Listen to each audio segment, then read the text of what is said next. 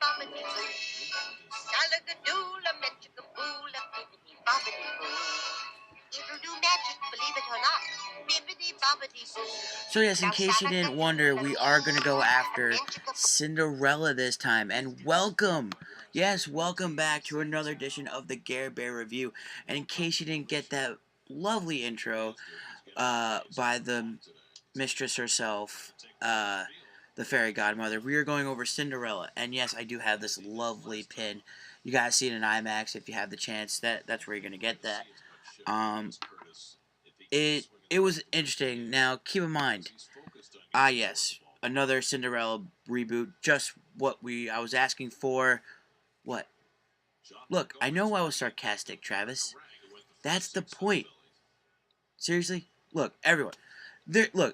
I'm thinking what they're thinking. Look, there are possibly, I believe, 9 incarnations of this character. I mean, you have the Cinderella cartoon, which was that song from before, from the 1950s.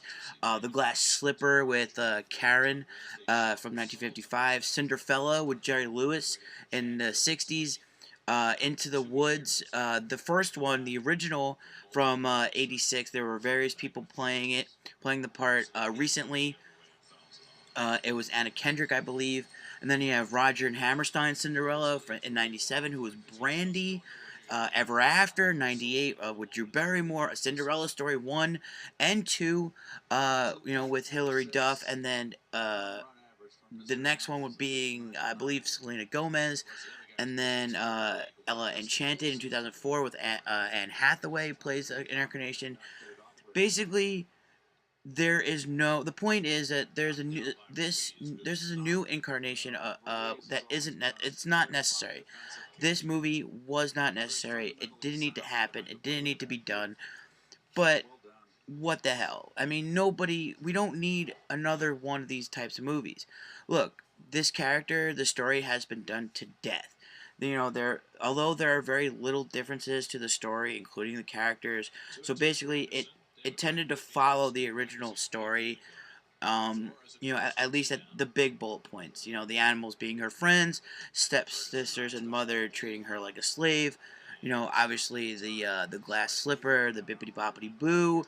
The in between is what was gonna worry me, because it's not, though the big bullet points are what pull all the together, and in the middle, in between those pieces, you have to have a story that flows throughout the entire film. Now, I didn't care where they were going to get. I didn't care what they were going to get right, because, well, it's kind of easy. Just obviously don't fuck it up. I mean, there are a lot of key scenes in here, and you use them.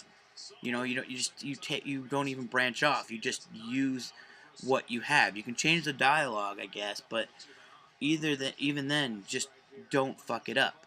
But look, in the end, it ended up being, actually, I ended up liking it, actually. Despite seeing the story over and over and over and over and over and over again. I did really enjoy the cast. Now, obviously, that's what kind of brought me into it a little bit.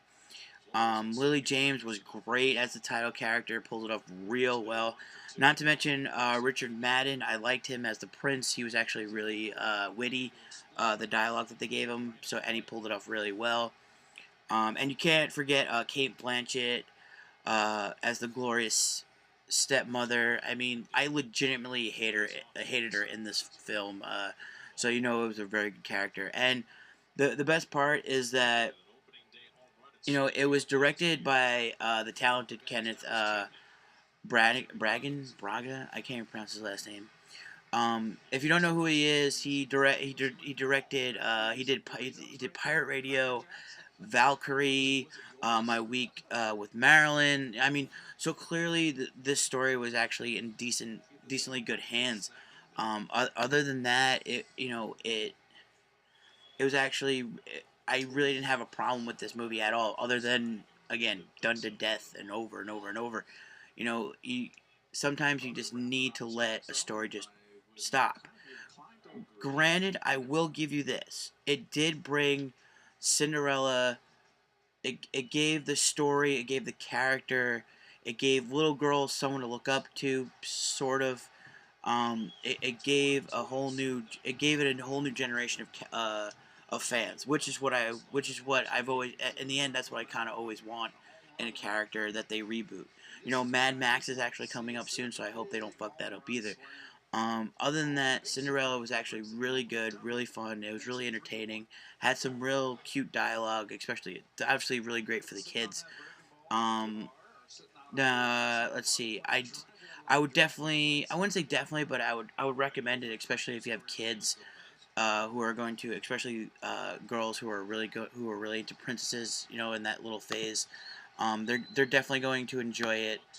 I know I enjoyed it a little bit. A little bit too much. I mean, not too much, but I enjoyed it enough where I was okay with what they did with the film. So take your kids out, go check it out. Also, check out my channel. So like, subscribe, do all that jazz, all down below, right there. Also, check out our next adventure and focus up, because in case you didn't get that really bad segue, we're gonna focus. It's gonna be focused. Just stay tuned, guys. Bye.